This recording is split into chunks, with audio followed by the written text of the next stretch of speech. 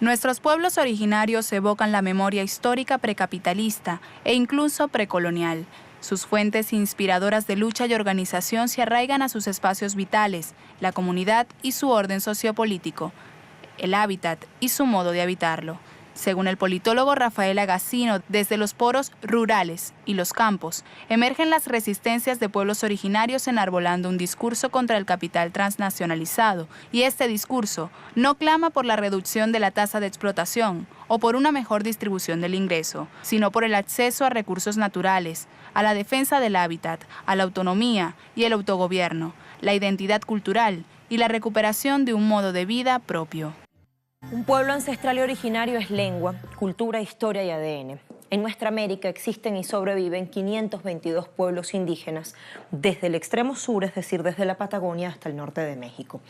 Muy a pesar de las prácticas silenciosas y no de exterminación que han aplicado históricamente el colonialismo y el imperialismo, hay resistencia y no es poca. En Bolivia son gobierno, pero Bolivia es una excepción. Otra realidad viven los mapuche en Chile y Argentina y la comunidad lenca en Honduras, por nombrar apenas pocos ejemplos. Hagamos balance de sus luchas, desafíos, retos. Miremos cuánto tiene que enseñar esta cosmovisión contraria a la visión occidental que ha querido borrarles del mapa, asimilarles en el mejor de los casos o despojarles de su identidad porque es demasiado incivilizada. Pueblos originarios de América, pasado, presente y porvenir. Pongamos el punto en la I.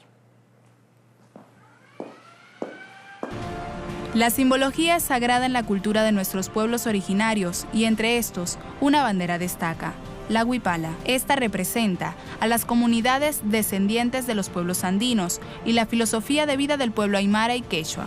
Su significado no va de derramamientos de sangre ni luchas por independencias burguesas. Evoca una cosmovisión de vida en armonía. La bandera tiene forma cuadrada con 7 colores repartidos en 7 columnas y 7 filas.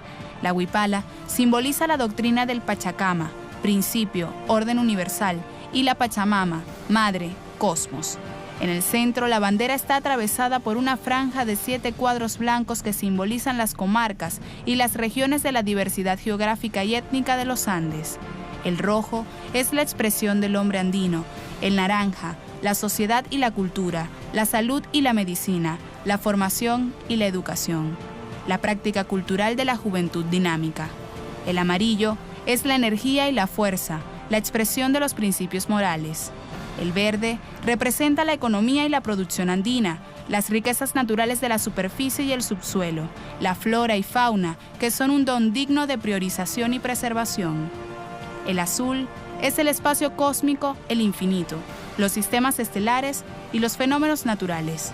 Finalmente, el violeta representa la política y la ideología andina, el instrumento del Estado como una instancia superior y las organizaciones sociales, económicas y culturales. Volvamos a nuestra idea inicial. Los pueblos originarios se definen por su lengua, cultura, historia y ADN. En América existen hoy día 522 pueblos indígenas desde la Patagonia y la isla de Pascua hasta el norte de México. Y pese a las prácticas silenciosas y no de exterminio del colonialismo y el imperialismo, resisten y no son pocos.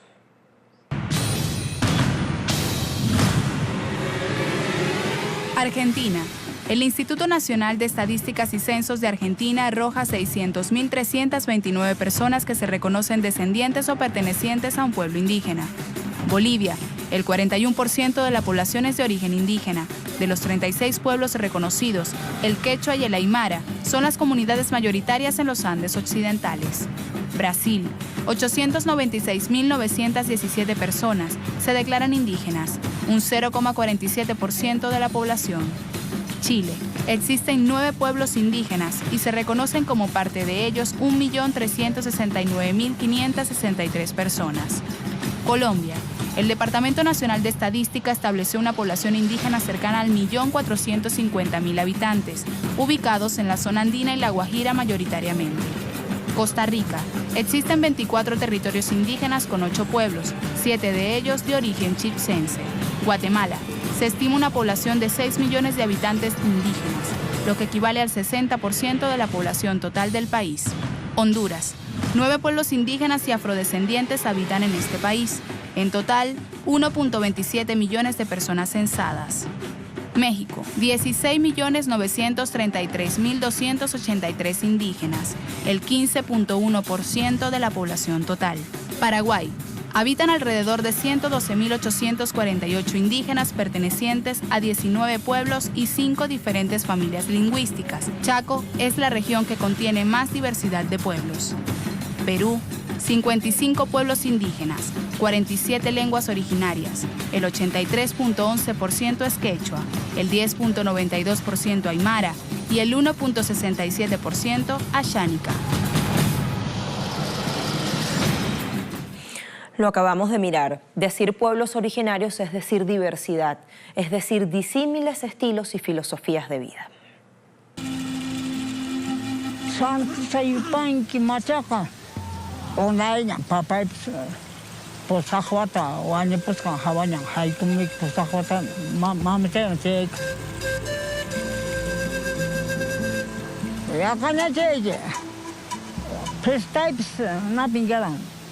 Posakpun cekten dete, aha cekten, pasapun, patakan cuma cekten cekten nama segi, mana caya ka jaya wawa ekne, ari ini ekne, ari wawa ekne, mata lantat kesemuran, caya mata wes papa hena langkaku, ari cina kuna punya ruas pa, kah itu kuna cina mentokorapun. Hacen de tiempo mal cara. Mal cara. Alguien campus, canamanta campus. Octatas mencionen para él. No mana ni homes. No hay pandilla ictawana ya estaba fenanya. Escuela manda lo se pungo la 1 de la tarde che manda que lang hasta poso y cuchi cha kita la lang amu ko lampo lang amu ko. Chena ta ya chico. Che manda ta más antes que utilizaran como hasta y llama alpaca mil mangamanta miskuhku inasma chita ka itu truas waskat roingi chimanta ka domingo sábado wakamichinango oveja wakimba kalamacha paqucha chichakuna oxatan mechimungo. Hablamos de luchas, resistencia, avances y desafíos de nuestros pueblos ancestrales, de nuestras comunidades originarias. Nos preparamos para analizar, para profundizar. Y les cuento quién es nuestro invitado. Se trata de Jaime Caicedo Turriago, es investigador y antropólogo colombiano. Pequeña pausa y venimos a poner el punto en la I.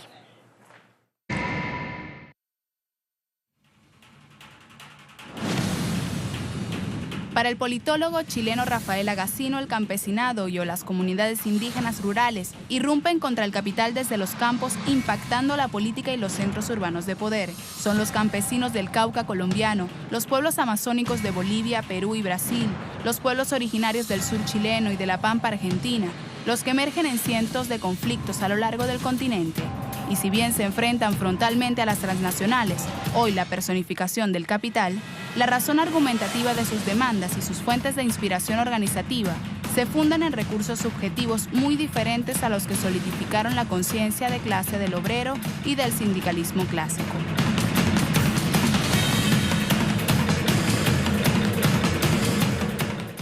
Un asunto que sin duda toca sensibilidades, que despierta al humano. Hablamos de pueblos con creencias y luchas símiles, pero realidades diversas en cada punto geográfico donde luchan por el equilibrio hombre-naturaleza. Con nosotros, para poner el punto en la I, Jaime Caicedo Turriago, antropólogo e investigador colombiano. ¿Cómo está, doctor? Muchísimas gracias por este tiempo que nos concede. Muy bien, muchas gracias, con muchísimo gusto. Comenzamos entonces con nuestra primera inquietud. Escribió Galeano en su momento, vinieron, ellos tenían la Biblia y nosotros teníamos la tierra. Y nos dijeron, cierren los ojos y recen. Y cuando abrimos los ojos, ellos tenían la tierra y nosotros teníamos la Biblia. El interrogante concreto, ¿por ahí acaso empezó la dominación? ¿Esto es el origen o el punto de partida? ¿Usted qué cree? Bueno, yo creo que de todas maneras nuestros orígenes van mucho más allá. Y nuestros ancestros, desde luego, son mucho más sólidos en el tiempo y en la construcción de sociedades y de culturas que tuvieron un predominio en el área, toda el área continental al momento de la irrupción invasiva de los europeos. Creo que en ese aspecto viene desde ese momento, desde luego, se crea una nueva situación. Yo creo que es un verdadero fenómeno global que va a tener incidencia para el resto de la historia que conocemos, y por lo tanto ese primer choque y esas primeras resistencias han marcado de todas maneras la historia de nuestra América y de lo que somos. Le pregunto, ¿el saqueo persiste? ¿La usurpación, el exterminio, antes se hacía en nombre de Dios, hoy en nombre de qué?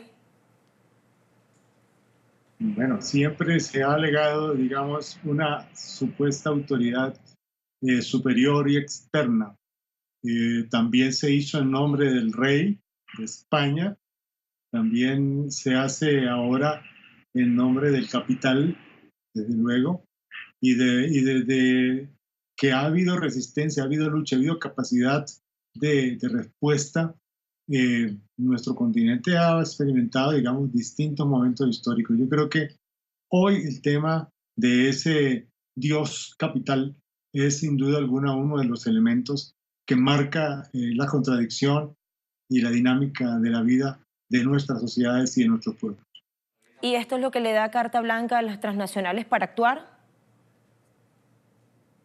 Desde luego se apoyan en estas lógicas que nos impone un mercado mundial, una economía mundo profundamente individualista y acumuladora de capital, y las inmensas riquezas que encierran nuestras cordilleras, que encierran nuestras selvas, que encierran nuestros mares, son desde luego un incentivo para que esa codicia se aplique y se siga buscando justificar en cualquier elemento para poder continuar su labor depredadora en América. Yo creo que existe esa actitud, esa tendencia que obedece a la configuración de la formación social mundial, pero que en el caso nuestro tiene, entre otros,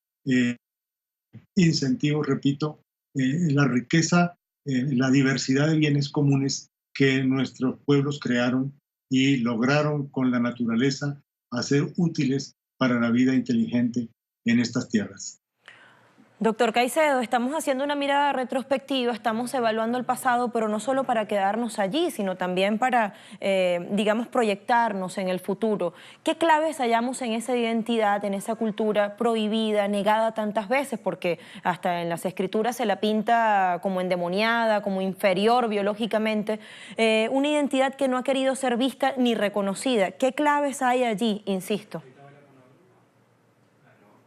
A ver, creo que de todas maneras hay un elemento que desde un primer momento se expresó en forma de rebeldía, en forma de resistencia y en capacidad de responder desde el punto de vista de hacer valer lo propio y de combatir la usurpación y el intento de doblegar y de dominar.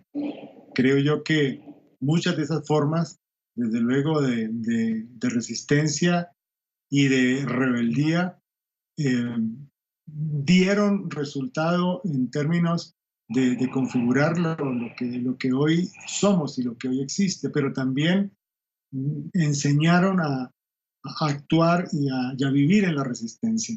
Por más que exista la estigmatización, que haya un pensamiento de colonialidad que aún persiste, creo yo que la clave esencial ha sido el concepto, la categoría de rebeldía, el concepto, la identidad histórica de rebelión y de autonomía que en un momento determinado, hace 200 años, tomó la forma de las guerras de independencia y de la capacidad de liberación frente al colonialismo. Y esa dinámica ha persistido, me parece, y creo que es parte de los elementos que hacen posible pensar en un futuro y en una proyección de sociedades que tendrán seguramente mejores opciones hacia adelante y no necesariamente las condiciones de la pobreza, de la miseria heredadas. En su respuesta, coincidencialmente, hallamos dos palabras claves para presentar el elemento que sigue, que queremos compartir con nuestra audiencia y también con ustedes de luego. Pueblos en rebeldía y en resistencia porque heroicamente han defendido sus tierras y sus vidas, sus recursos naturales. Pueblos que se han centrado en el esfuerzo colectivo, pero que han tenido que enfrentar bajas individuales por la existencia de estados racistas que les niegan una y otra vez. Repasemos dos casos claves de la realidad del pueblo lenca en Honduras y del pueblo mapuche en Chile y Argentina. No puede haber esta injusticia de un empresario con 1 millón de hectáreas y un pueblo mapuche que no tiene dónde vivir. No podemos estar de acuerdo con el rey de España ni ningún rey para afrentar contra todos nuestros pueblos.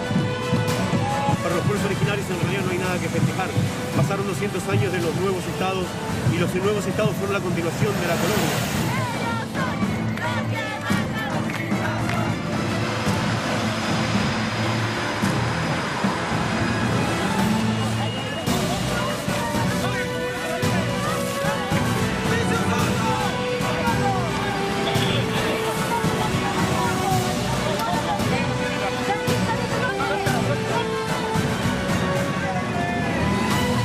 La activista que le torció la mano al Banco Mundial y a China. Así la presentó la BBC el día que fue asesinada en La Esperanza, al oeste de Honduras. Lo suyo fue un asesinato político, aunque la policía en su primera versión habló de un intento de robo. Sus asesinos la esperaban dentro de su vivienda para cometer el crimen contra la líder de la comunidad indígena más grande del país, la lenca. Según su tradición, en los ríos residen los espíritus femeninos y las mujeres han de ser sus principales guardianas. Por ello, desde mucho antes, Berta ya recibía amenazas de violación y linchamiento, de ataques a su madre y a sus hijas. Berta se oponía a las injusticias y al saqueo de recursos por parte de la transnacional Aguasarca. Se detuvo a 3 hombres por asesinarla, pero en septiembre de 2017, su hija Olivia Zúñiga aún pregunta: ¿dónde están los autores intelectuales? Berta aprendió de su madre y enseñó a sus hijas el sentido de la justicia.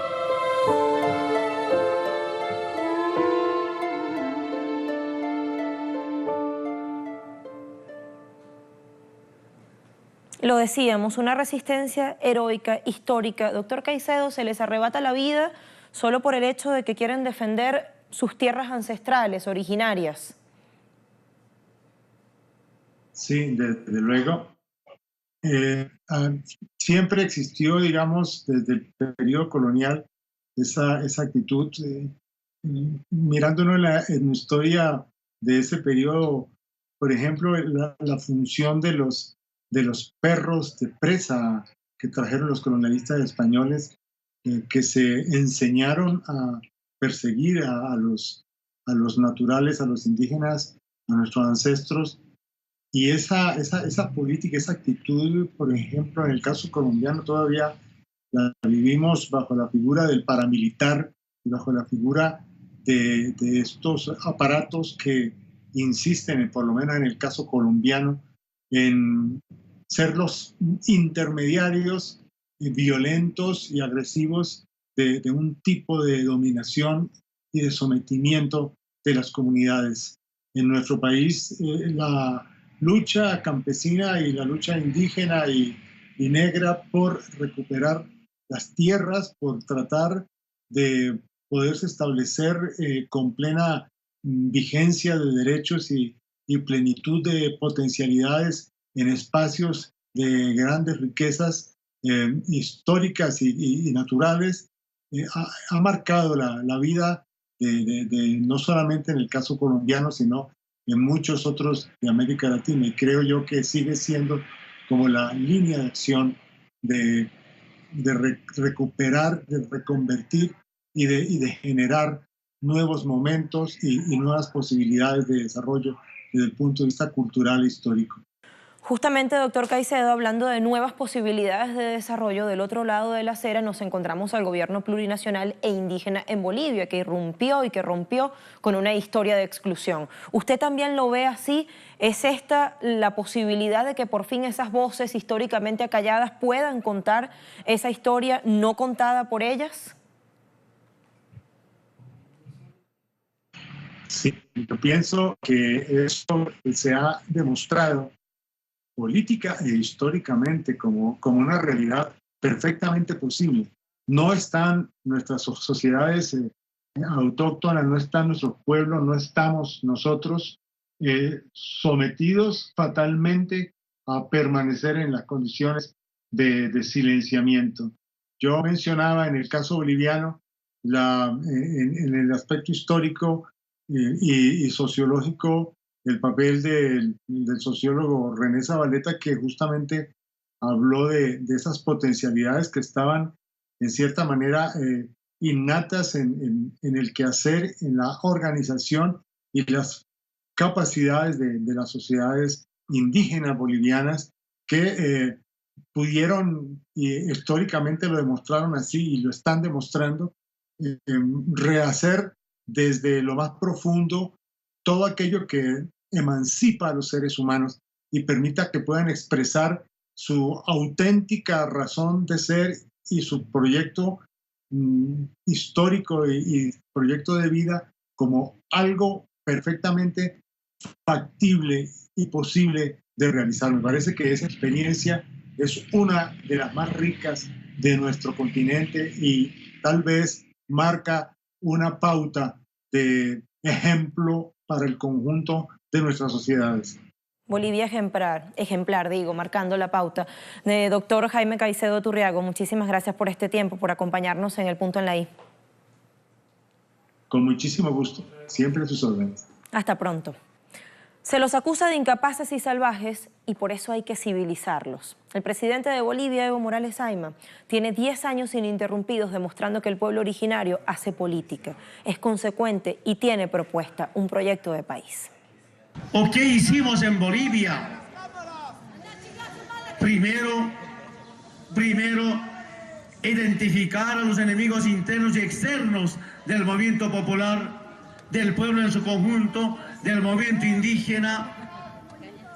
Cuando identificamos a los enemigos internos y externos, cómo organizarnos, cómo concientizarnos, cómo movilizarnos en unidad. Y dijimos, pasar de la resistencia a la toma del poder. Los más discriminados, humillados, marginados, que es el movimiento indígena, nosotros resolvamos nuestros problemas. ¿Y qué nos decía en Bolivia? Al movimiento indígena campesina, la clase dominante, los conservadores, los neoliberales, llamados en términos populares de la Central Obrera Boliviana, los vendepatrias.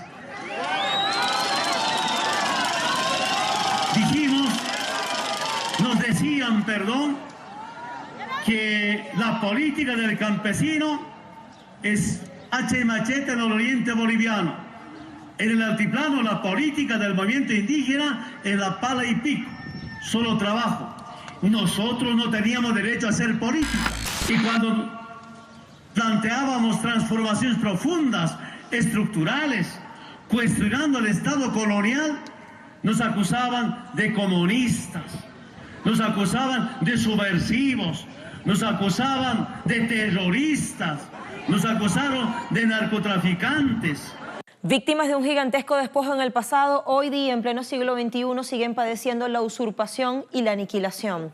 Siguen siendo condenados a la negación de su identidad diferente. Se les sigue negando el derecho de ser, porque para este sistema seguramente el problema quedaría resuelto cuando nuestros indígenas dejen de ser indígenas.